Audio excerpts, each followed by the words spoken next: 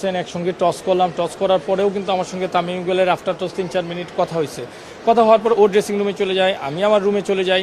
হঠাৎ করে মডার্ন টিমের ফিজিও এনাম, হ্যাঁ, উনি ফোন দিলেন, যে উনি ফোন দিয়ে বললেন যে তামিম ইকবাল পেইন ফিল করতেছে বুকে, আমরা তাকে হসপিটালে নিয়ে যাচ্ছি। তো মাঠেই অ্যাম্বুলেন্স ছিল এবং সম্ভবত তামিম ইকবালের প্রাইভেট কারটাও ছিল, মাইক্রো গাড়িটাও ছিল। তো ওরা সঙ্গে সঙ্গেই আসে হসপিটালে। তখন আমি আমার রুমেই ছিলাম। তো আমরা রুমের থেকে তামিম ইকবালের ডাক্তারের সঙ্গে কথা বলে খবর নিচ্ছিলাম। বিকেএসপির ডাক্তার ছিল, হ্যাঁ, এবং আমাদের যে ট্রেনার ডালিম, মডার্ন টিমের ডালিমও ছিল। মানে ওরা এত আউটস্ট্যান্ডিং দায়িত্ব পালন করছে, আসলে এটা না দেখলে বোঝার মতো না। তখন তো আসলে ওইরকম অভিভাবকরা কিন্তু ছিল না ওই সময়। তো ওনারা এখানে নিয়ে আসছেন, তখন আমি মাঠে নিয়ে আসার পরে তামিম ইকবালের এখানে ট্রিটমেন্ট করেছেন, সম্ভবত ইসিজি করিয়েছেন। ইসিজিটা ভালো ছিল, কিন্তু আরেকটা রিপোর্ট একটু, হ্যাঁ, এটা সঙ্গে সঙ্গে বোঝা যায় না, ডাক্তার বললো। তো তামিম ইকবাল বললো আমি এখন বেটার ফিল করতেছি। সো ও ইতিমধ্যে হসপিটাল থেকে হেলিকপ্টারের ইয়ের সঙ্গে যোগাযোগ করছে যেন হেলিকপ্টার তাকে বিকেএসপি থেকে এসে নিয়ে যায়। তারপরে সে তখন অ্যাম্বুলেন্সে করেই কিন্তু বিকেএসপিতে আসে। তো এর মধ্যে আমাকে বললো মডার্ন টিমের ম্যানেজার যে হেলিকপ্টার আসতে পারে, এসে তামিমকে নিয়ে যেতে পারে। তো আমরা যখন আকাশে হেলিকপ্টারের শব্দ শুনলাম, আমি সঙ্গে সঙ্গে আমার গাড়ি নিয়ে আপনার অ্যাথলেটিক ট্র্যাকে আসলাম বিকেএসপির, যে জায়গায় হেলিকপ্টার ল্যান্ড করতে। আমি এসে দেখলাম হেলিকপ্টারটা ল্যান্ড করছে, তামিমের অ্যাম্বুলেন্স ঢুকছে, পিছনে আমার গাড়িটা ঢুকতেছে। খুব অ্যাম্বুলেন্সটা খুব দ্রুততার সঙ্গে যাচ্ছে। তো গেল, আমিও গাড়ি থেকে নামলাম। নামার পরে যখন তামিমের কাছে গেলাম যে তামিমকে নামাবে, হ্যাঁ, অ্যাম্বুলেন্স থেকে নিয়ে হেলিকপ্টারে শিফট করবে, তখন তামিম ইকবালের মধ্যে আমরা পুরাইটাই অচেতন। হ্যাঁ, পুরোপুরি অচেতন, মুখ দিয়ে আপনার ফেনা পড়তেছে। ডাক্তার বলতেছে, ডাক্তার যে ছিল বিকেএসপির, উনি বলতেছে পালস পাওয়া যাচ্ছে না, খুবই খারাপ অবস্থা।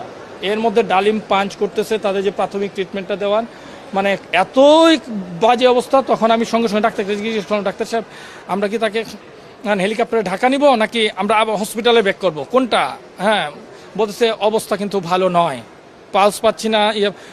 অবস্থাটা আমি তো তামিম গেলে পায়ের দিকে আমি এরকম করতেছি, তামিম বলে ডাকতেছি, কোনো প্রকার রেসপন্স নাই। ডাক্তার বলতেছে দাদা খুব তো সঙ্গে সঙ্গে ডাক্তার যখন বললো যে না, নেওয়াটা ঠিক হবে না, সঙ্গে সঙ্গে বললাম তাহলে হসপিটালে ব্যাক করেন। আমরা আবার ট্রলি দিয়ে জিনিসটা ভেতরে নিয়ে, হ্যাঁ, ডাক্তারের পরামর্শক্রমে আমি বললাম যে যেহেতু আমি ম্যাচ রেফারি ছিলাম, আমাদের তো একটা তো সিদ্ধান্ত তো নিতে হবে।